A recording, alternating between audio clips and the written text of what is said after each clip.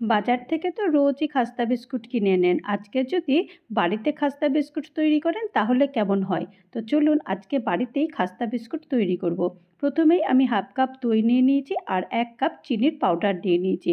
এরপর আমি 4 চামচ মতো ডেসিকেটেড কোকোনাট নিয়েছি, একটুখানি সল্ট নিয়েছি আর 4 চামচ ঘি দিয়েছি। আর 1-এর 4 চামচ আমি এখানে খাবার সোডা দিয়েছি। এরপর বেশ ভালো করে এটাকে মিশিয়ে 10 মিনিটের জন্য রেখে দিয়েছিলাম।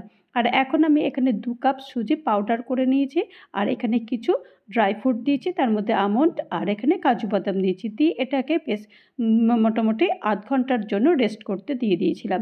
এরপর আধ ঘন্টা বাদে এটাকে ভালো করে একটু হাতের সাহায্যে মেখে নিয়ে এরকম চাকু দিয়ে কেটে নিয়েছি। কেটে বেশ এরকম করে শেপ করে নিয়েছি। শেপ করে নিয়ে তেলের মধ্যে ডিপ তেলে এরকম হালকা হালকা করে ভেজে নিয়েছি।